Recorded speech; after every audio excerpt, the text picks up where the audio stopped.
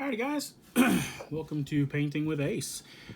Today I'm going to do a video that I've been kind of wanting to do for a little bit.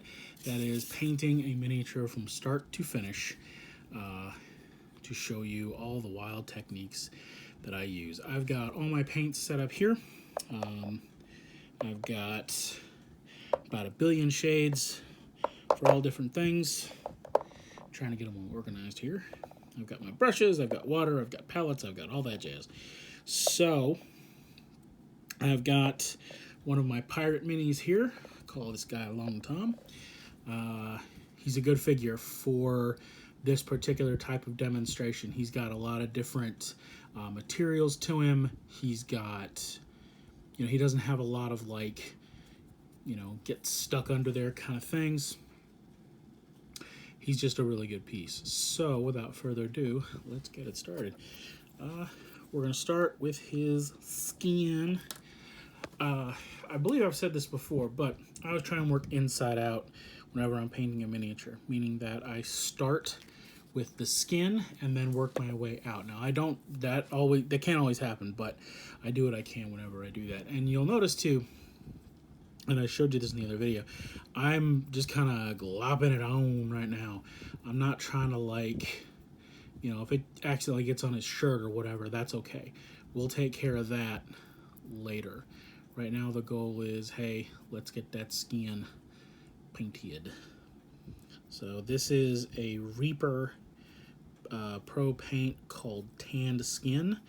I figure as a pirate he would have tanned skin from being out on a boat all day. I'm on a boat. So, and also he's just like a fun little figure. He comes from a board game called Full Sail. Spoiler alert, I did not buy the game so that I could play and enjoy it. I bought the game because I found it at a fairly good price, and the base game came with 50-something pirate-themed miniatures, and the expansion came with another 40-something. And since I am running a very large portion of my campaign right now that takes place in a pirate setting, I thought those miniatures will come in handy. Alright.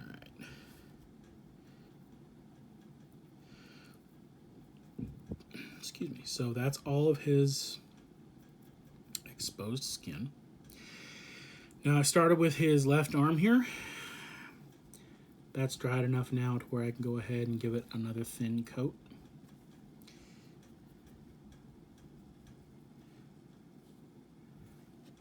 Now, as I've said before, you always want to make sure you're using quality paints on your minis. Don't use, the acrylics that you get like from Hobby Lobby or whatever. Apple Barrel or, those little dollar things of paint, because they won't really do you any good. They're just not good paints. Now for like dioramas and stuff, that's a different story. I'm working on a pirate diorama right now that takes up a lot of paint, and I didn't want to use $5 and $6 things of paint for that. So I picked up some of those cheaper paints, but that's again to paint on like foam and stuff like that. That's not to paint actual figures. Alright, so now that the skin's done, got a little dab of red here. I'm gonna do his hair and beard.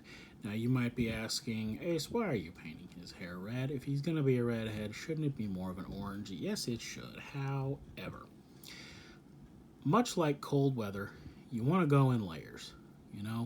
Layers are what going to make your miniature stand the heck out.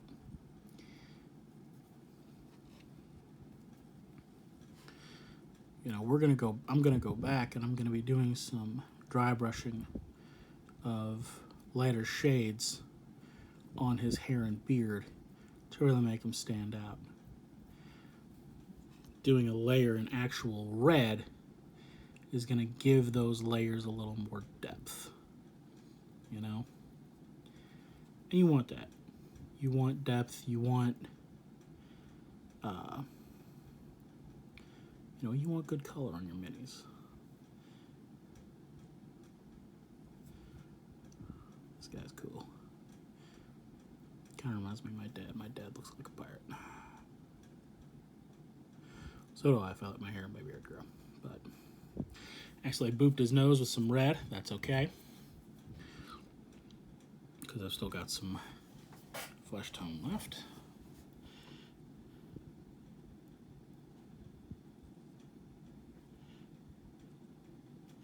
Now this miniature was already primed before I started painting. You always want to make sure you prime your minis, with 2 exceptions. Number 1, the Nalzer's Marvelous Miniatures line from WizKids. You know, those are ready to paint right out of the box. They're pre-primed, which is a lot of fun. Like if you're wanting to paint, you know, and you pick up a cool mini, you can, you know, get started immediately as soon as you get home. You know, get yourself a pleasant beverage and get to it. The others are the Reaper Bones. Those do not require priming in any way, shape, form, or fashion. So don't prime those. But this miniature was already primed.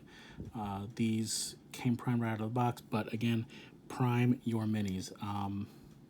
It is expensive, but I use the Citadel primers. They're just the best on the market for that kind of thing. You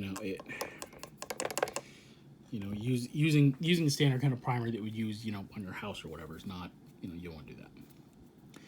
All right. So hair and beard are done with the base coat. Skin is done with the base coat. Let's move on to his clothes. Actually, before I move on to his clothes, here's what I'm going to do. Where did it go? I'm going to take a dot of black. And I just learned this technique not too long ago, and I'm enjoying putting it into practice. But I'm going to go ahead and paint on him.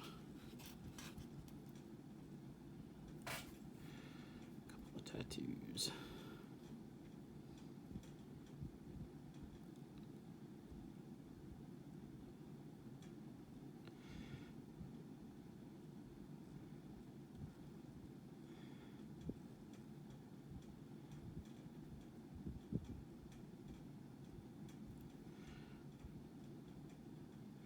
Just some cool little tribal things. I know some people do this like with super fine line markers. Other people can do it, you know, free-handed with paintbrushes and stuff. I'm not that good. I'm doing, you know, very vague kind of tats on this guy.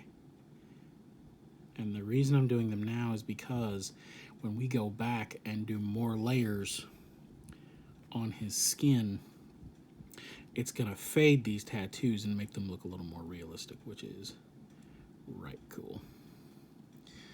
So there we go. Just some little cool tribal designs, you know. But I have seen some. There's a miniature skirmish game that takes place in feudal Japan. I can't remember the name of it, but the miniatures are dope, and you know, there's a lot of them that have cool, you know, dragon tattoos all over the arms and the chest and everything, and they look amazing. And I'm just like, how do you do that? But all right, so let's see here. Shirt. We'll give this guy a white shirt. Why not? Nope. I won't either. I'm a liar. Give him this kind of dun colored shirt here. He's a pirate. He's not going to be wearing white. Yo ho, yo ho. Bottle of Clorox for me.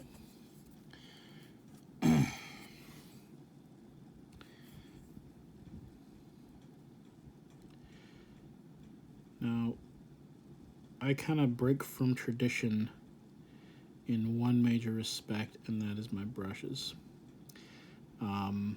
I personally am very, very hard on my brushes.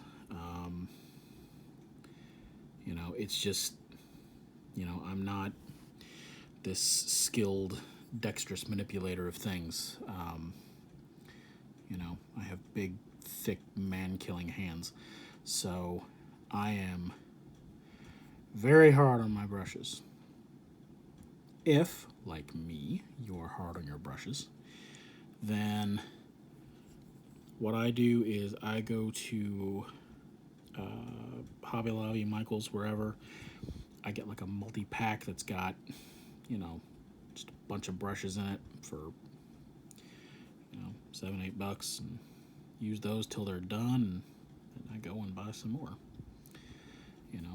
I'm not gonna buy like Citadel brand brushes. I'm not gonna do that because it's like, hey, look, here's $20 for one brush that's gonna get annihilated. And that ain't me, baby. That ain't me. All right, yeah, that was a good choice for a shirt. I like it a lot. All right. This guy reminds me of like Porthos. Big beard. Probably boasts a lot. Says fun things. Alright.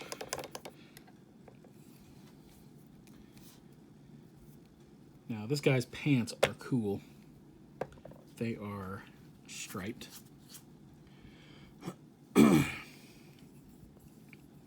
going to use that same red that I used a little bit ago for his hair and beard. But his pants are striped. But the cool thing is, the stripes are actually sculpted in. So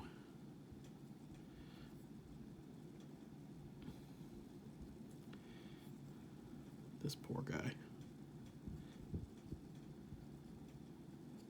Although, let's be real, if you were the size of a city bus carrying a giant pirate gun and, ready to kick ass and take names, you could wear whatever you wanted as well.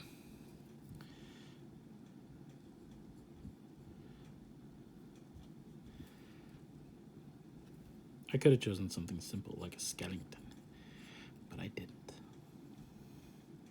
Because I'm nice.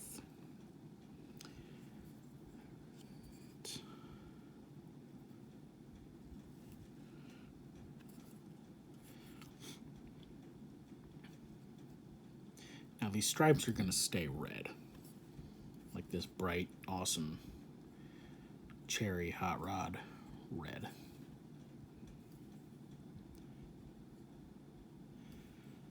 His beard and hair are going to take on a bit more of an orange cast later. But his pants will stay nice and red.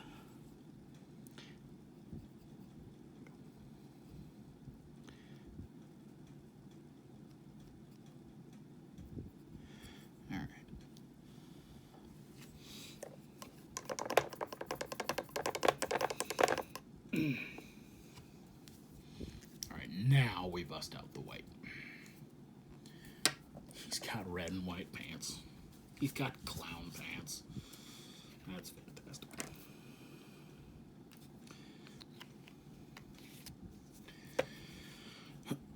He's a Christmas pirate because his bandana is going to be green.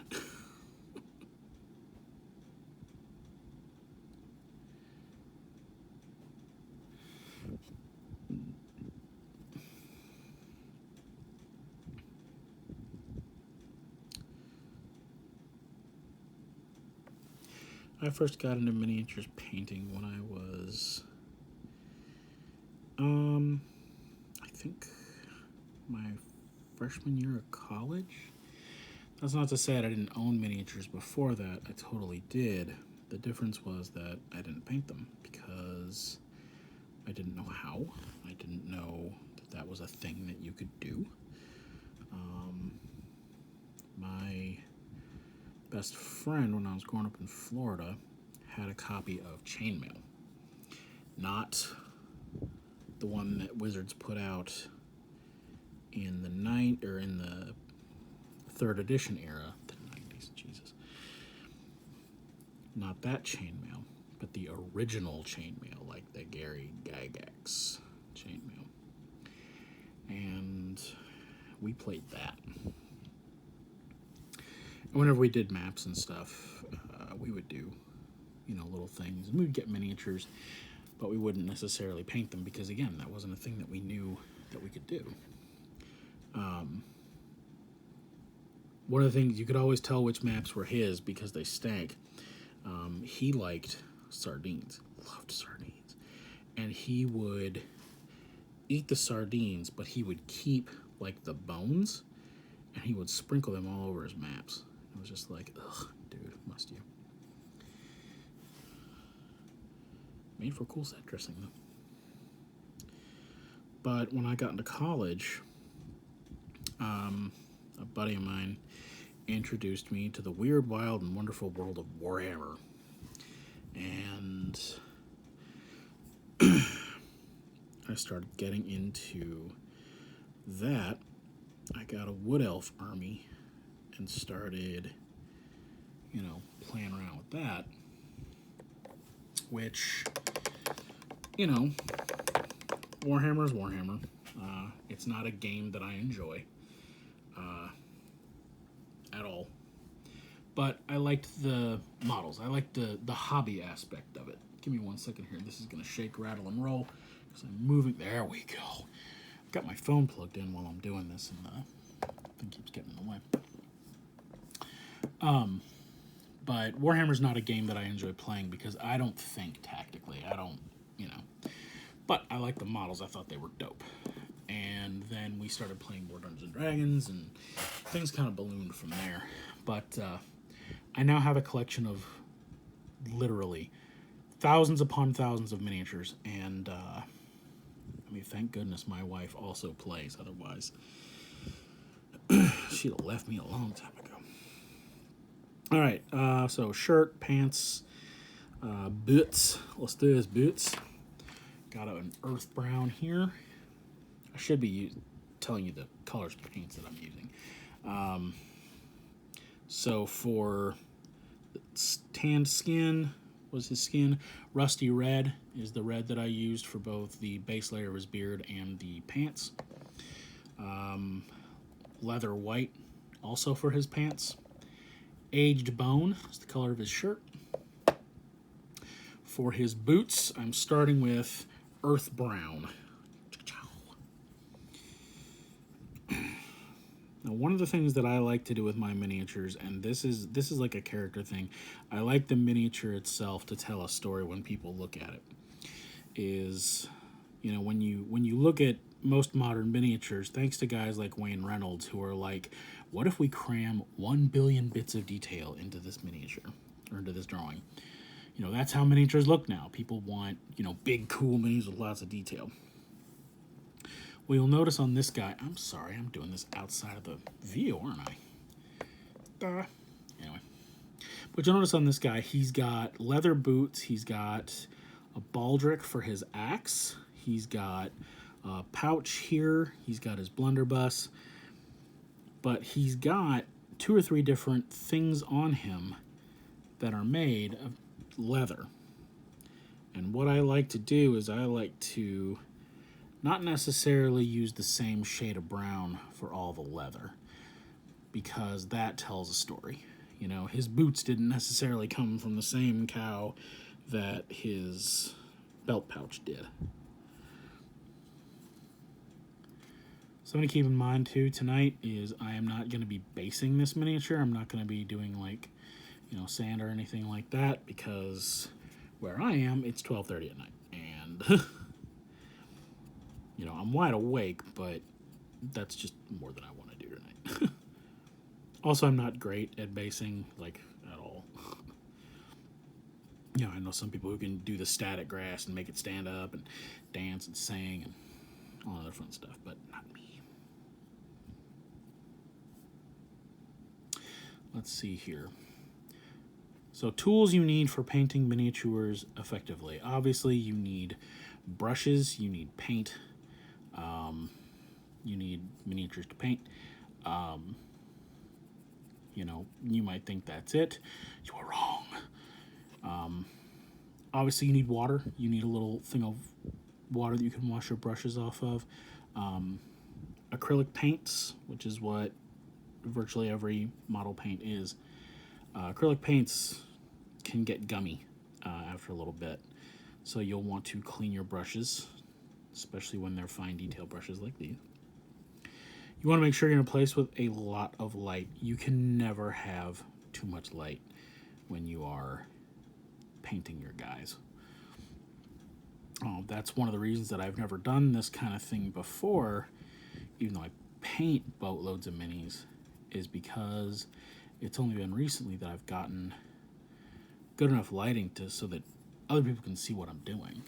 Oh my god, I am so sorry. I keep doing this out of frame. God, I'm dumb. Part of it is because I like to, squeeze things close to my face. Because as this miniature takes on life, the first thing it sees is me. I am its mother, its father, its god. And also I am old and crunchy and need magnifying lenses. Alright, so there's his bits. Alright. Now I'm going to use the same shade of earth brown for his blunderbuss, and the reason I'm doing that is because the color contrasts that will come after applying washes and dry brushes and other layers, and then the detail work that'll go into them, will make these colors kind of pop, and they won't necessarily look the same.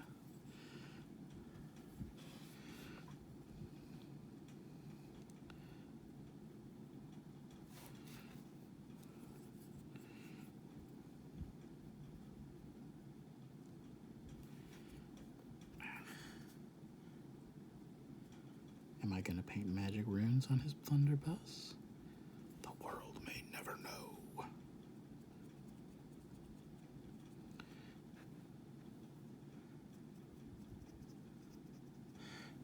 Now, you might be saying to yourself, hey dude, you're covering up some of the places that'll theoretically be made of metal. And you're right, I am. Because I believe I mentioned this in another video, but I could be wrong. Yellow, gold, both of those colors and all the variations thereof have a hard time showing up on their own. If you paint a layer of yellow or a layer of gold, you're going to end up having to paint layer after layer after layer after layer after layer. So I get around that by starting with a layer of brown, and in some cases I also do a layer of, Reaper has a really nice color called Scorched Metal. That's like a really nice deep bronze color. And I tend to use that when I'm basing for gold. But,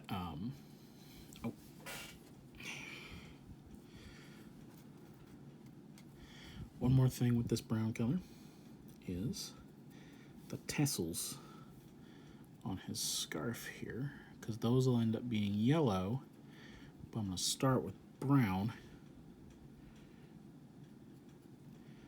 to give that base layer,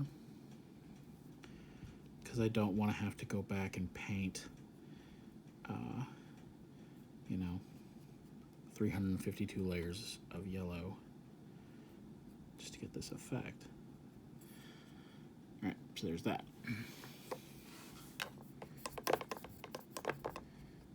Alright. Let's get oiled leather. Drop of that.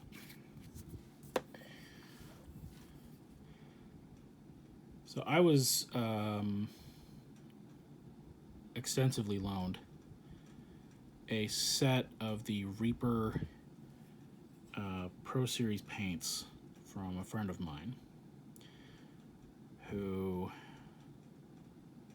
she and her SO started using the Reaper paints more often. Not the Reaper, the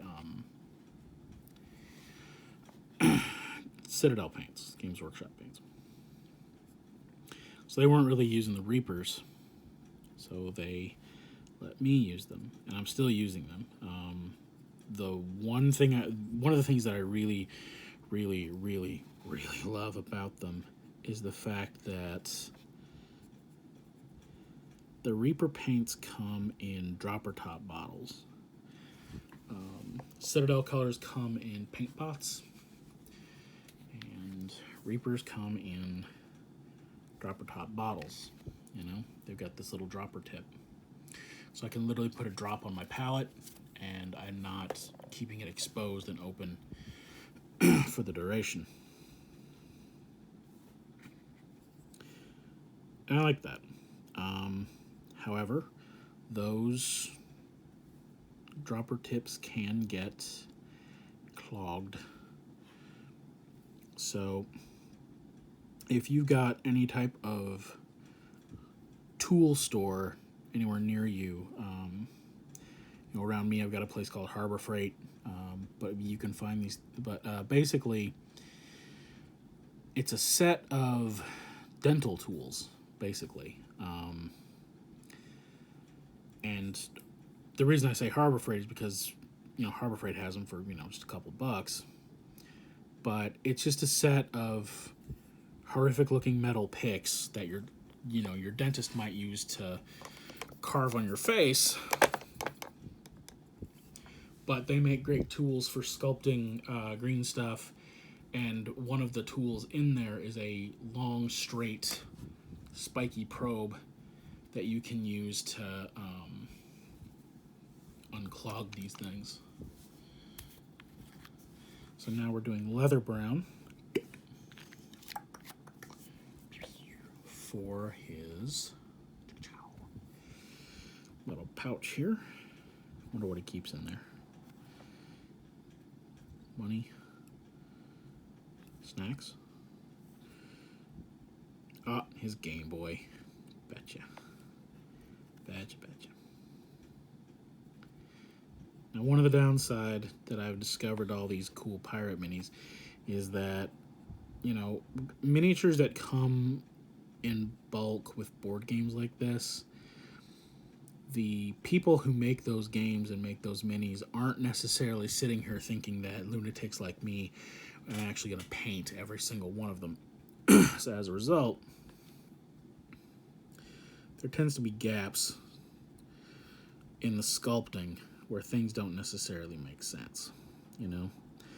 I fill those in as best I can with kind of light colors of paint and hope that it all just comes out in the wash. That's right, folks. That's the secret. Pray to God. All right, so there's his bandolier and his belt pouch. Gonna use that same aged bone that I used earlier for his shirt for these wraps around his arms. Jeez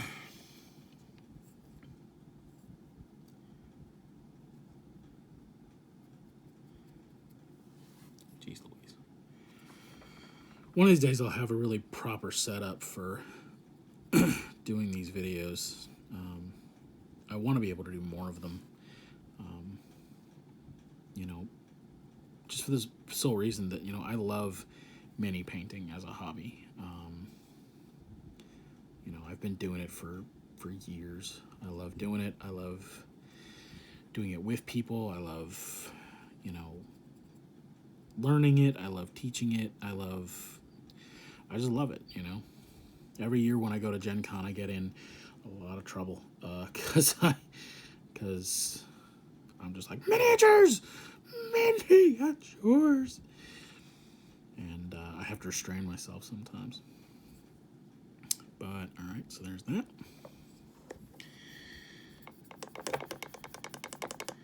Now, he's got this big sash at his waist, and when I saw him in his big sash, I thought, that sash is going to be something that he's proud of. So that sash is going to be a very bright blue called Dragon Blue.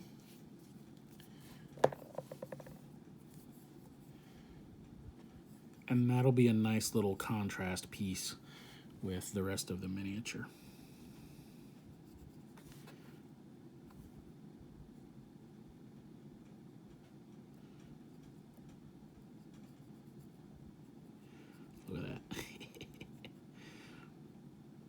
buddy. You see that guy coming at you. You're just like, whoa, that sash is really blue, sir.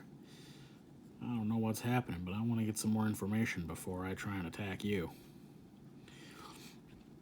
He probably brags about this to all of his buddies. Kind of like, again, like Porthos. We were talking about tools earlier, and I don't think I finished. Because it's late, I'm tired, and I'm easily distracted. They make a little gadget. It's like a painting handle thingamadooger that you... It has like a thing on the top, and you slip the base of the miniature into it, and it holds the mini in place so that you don't have to actually touch it while you're painting it. And that's fine, well, and good. You can make something like that on your own with a cork attached to... I mean, you can use a cork. You can use the lid off of a soda bottle. I've seen people do that.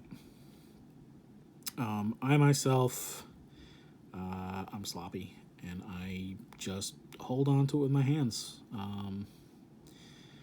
You know, I feel like I can manipulate it better that way. Okay, yeah, there we go. Down in there. Whoops. Oh, you can't see that, can you? Look at that. All right, Bright Beast Lab. This is an American pirate. We call those privateers.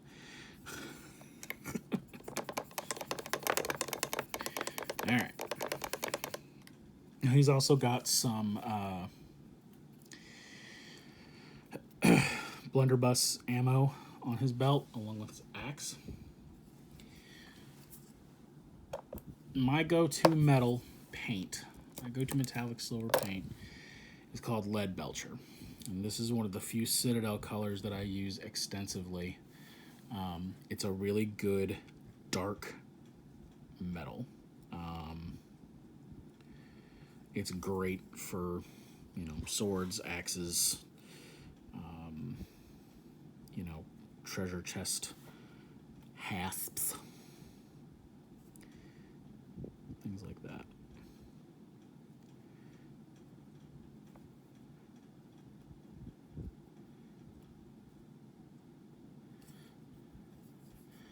Here in a minute, I'll show you a couple of techniques that'll make the metal on your miniatures look a little more real. All right.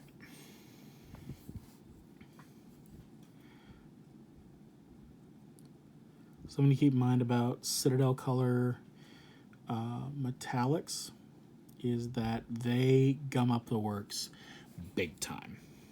Okay, they get dry and cruddy real quickly in your brush.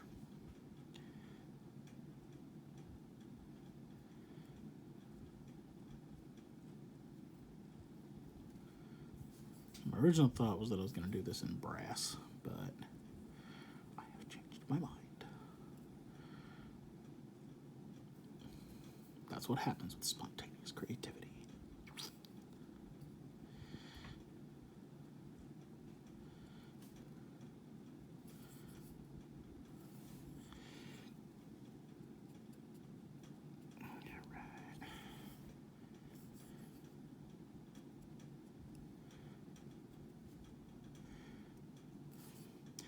Don't forget to get the inside there.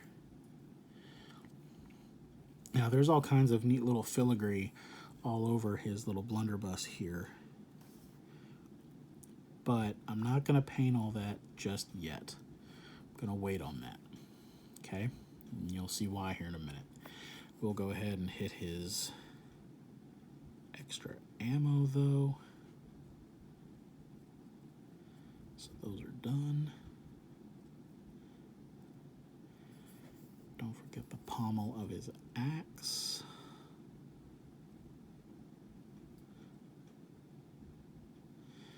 All right. Now we get his axe handle and his bandana, and his base coats are done.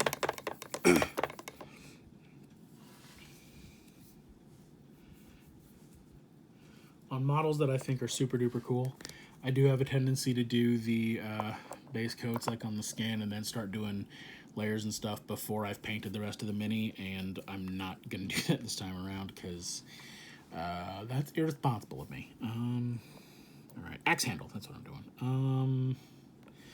You know what, I'm going to use one of these other browns that I've already got some of.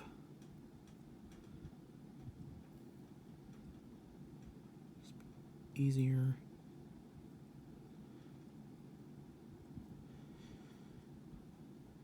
Okay. And now I've got a green, really nice bright green for his bandana.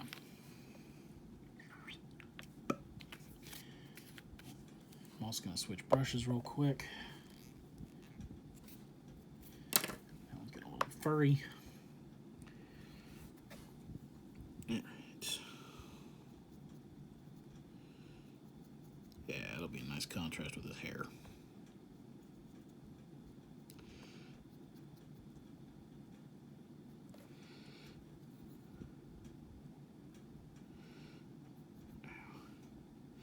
But yeah, in talking about tools for painting, you know, again, the most important thing you can do is make sure you have a clean, well-lit area to paint in.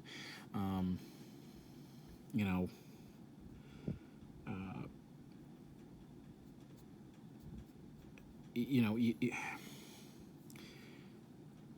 I've painted minis in bad light before, thinking, oh man, this looks so good. I'm amazing. I'm the best. And then I go back and look at them, you know, in better lighting, and it's like, okay, time to go and, you know, move to Nepal and live as a mountain goat.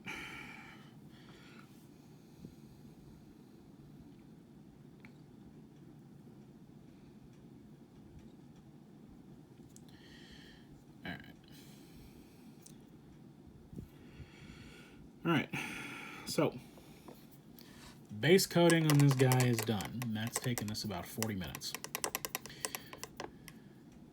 I generally take about an hour to do a standard piece like this, hour and a half, depending. So, you know, we're kind of right on track here. So, what's next? Well, for me, the next part is washes. Now, back in the day, before I knew what the hell I was doing with my life, I had a tendency to make my own washes by, you know, just a drop of paint, a drop of water, mix them up, and there we go. It wasn't until I got older that I discovered that Citadel makes washes. You know, they call them shades. And they are, for my money, the best possible thing that you can get as far as their paints go. I use, and I talked about this before in the earlier video, but I want to kind of go into a little more detail. I use two primarily, Reikland Flesh Shade and Nuln Oil. This is kind of a brown, this is a black. Washes, for those of you who may not know, washes are thinned out colors that, when they're applied to a model, seep into the cracks and help bring out definition. They can also change the general shade of certain things, which is why highlights are so important. We'll get to that later. I've got three here. I've got Reikland Flesh Shade, I've got Nuln Oil, and I've got Drakenhof Nightshade, because I've got his blue, you know, his blue sash there, and I want to use it on that. You want to be sparing with these. You know, now you're going to put them all over the whole model. That's 100% going to happen. But you want to be sparing with them because when you go too hard, when you do too much, they clump. That's not the right word. They pool. They pool. That's the word. They pool, and as a result, you get, well, I mean, you can look at it right there. You know, you look in there, that's all crudted up stuff, you know. You'll notice that I'm running very low. That's because I use this stuff by the gallon, and I actually just bought some more today. So with the Reikland Flesh Shade, I'm putting that over the skin, the clothes, the hair. Basically, I'm going to use the Reikland Flesh Shade on everything that isn't metal or his belt or his sash. And I'll show you that. I'll show you why here in a minute. All right, so notice how it's starting to bring out that definition. Notice how it's changed that skin tone to something even darker now, you know? And you'll notice too how it changes up, you know, the base coat with whatever you've got.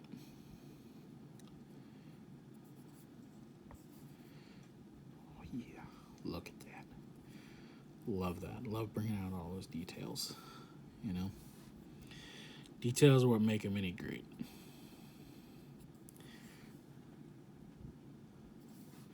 First miniature I ever painted outside of... The first miniature I ever really painted was my first college D&D character. It's a half-elf thief. And I got a miniature that I thought was perfect for him, painted him up, and then ended up with an even cooler one. It was a Warhammer Night Elf Assassin. Oh, he's dope. I've still got him, actually. All right.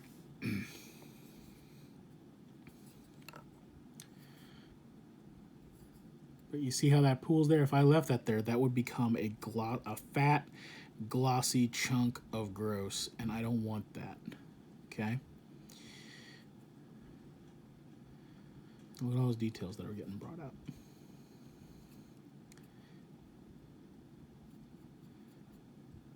You'll also notice too, I'm no longer going back to the paint pot for it because it's pooled right there. I'm trying to empty that pool, and I'll do that by getting more of it out.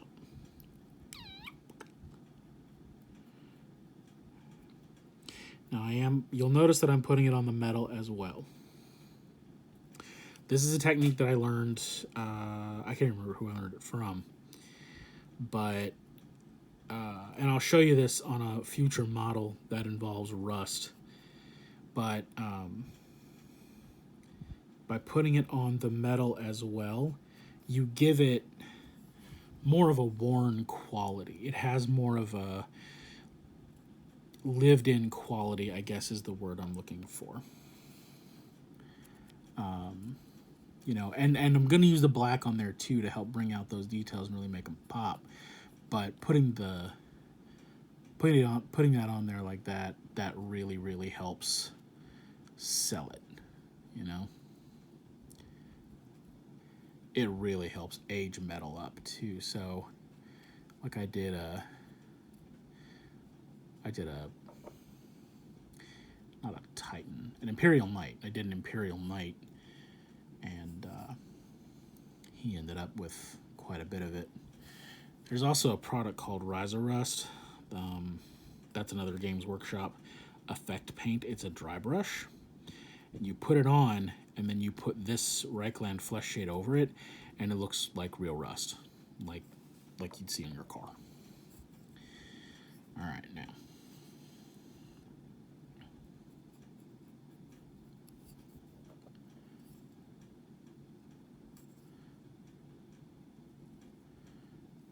Hell.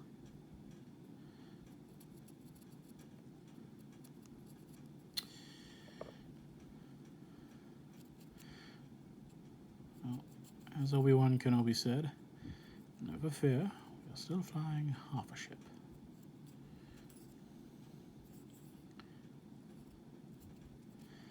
See, just by using that, by sucking it up there, emptying that out.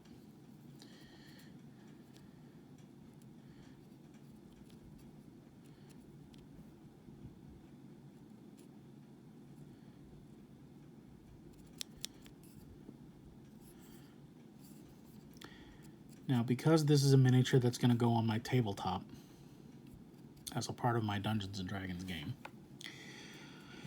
there are other things that I'm going to do to it. I am going to You know, I'll dry brush it, I'll base it, I'll do all these layers and everything. But for stuff like Warhammer, for war games, things like that, where you've got to paint like, 700 models and whatnot to get them on the field. A base coat, a wash, a couple of detail highlights, and you're good to go. I know how awful that sounds. I am 100% aware of that. When you look at Games Workshop, like their magazines and things like that, you see whole armies of expertly painted miniatures, the kind of thing that, you wish you could field yourself. That is because Games Workshop has people on their payroll and their sole purpose is to sit down and paint miniatures all day, every day. The people who buy those models and paint them, they're not... The people who play them aren't necessarily the same people who paint them. Alright. Now, that's all the Reikland Flesh Shade I'm going to do at the moment. There might be more later. I am going to do Nuln Oil now. Oh, poor little guy. He got knocked over last night. My Nuln Oil did. Not happy about that. But I had to go out today and get some primer, so I went ahead and got some more Nuln Oil and Reikland Flesh Shade. So. And the same principle applies here. The difference being that on this model, not necessarily going to do a ton of blacks.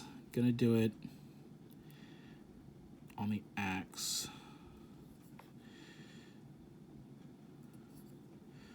I'll do it right around his buckles and straps. And of course, I'll do it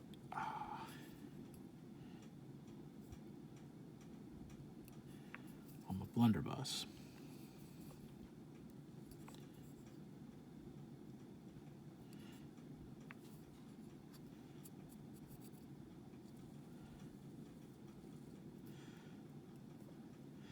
Anybody who knows me knows when I've been painting minis because my thumbnails are covered in it, are covered in paint.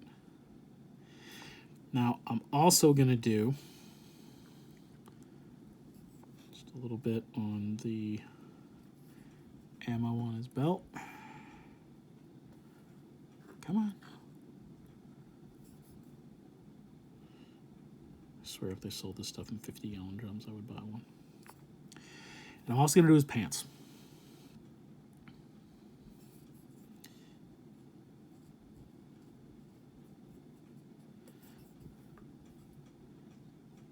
Holy smoke. Uh-oh. Man overboard. Man overboard. All right. This is not the horrible thing that we think it is. Rather, we just take this, spread it out.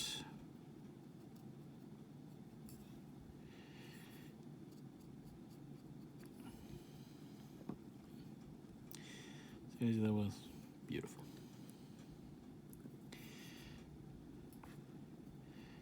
Now, not only will putting on the black wash, jeez Louise, this guy has a Pixar mom ass, you know it? Absolute brontosaurus. But not only does this help detail the model, not only does it help provide with shading and whatnot, it also helps make details pop. So you'll notice, like I said, on this particular model, his pants are sculpted. These stripes are sculpted onto his pants. So that's going to help me here in a minute go back and get those details done.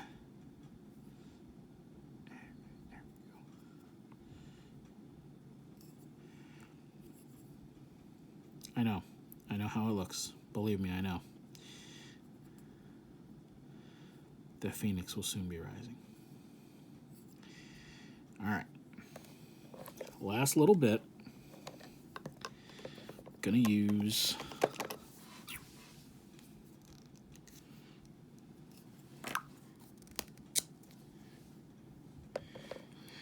this Drakenhof Nightshade on his sash.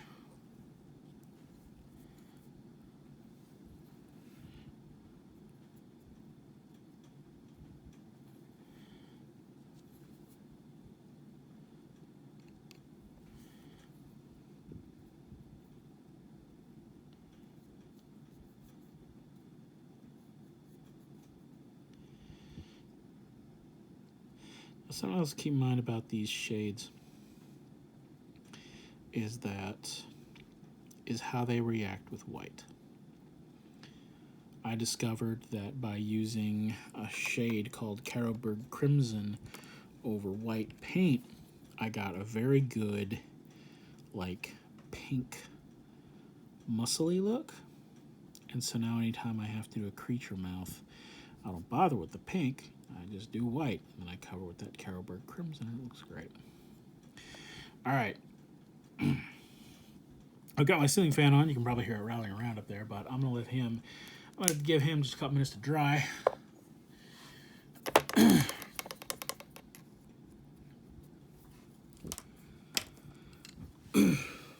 So that he can...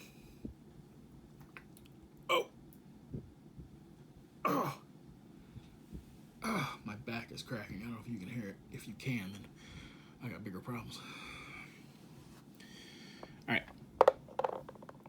On my paint station, certain things are always there. The washes are always there. The lead belcher's always there, for the simple fact that, you know, I use those colors so much, especially with all these pirates that I've been doing, so those don't go anywhere. Those stay right there. If possible, you want to make sure that you have like a dedicated paint space. You know, keep your laptop or your phone or something nearby so you can listen to some tunes, watch some TV or whatever. This for me is I mean, I can zone out and like I watch a lot of Dragnet and things like that while I paint minis. But he looks very shiny, doesn't he? Yes, he does. Well, that's all about to change, baby. It's all about to change. So here he is so far. I think he's looking pretty good so far. And,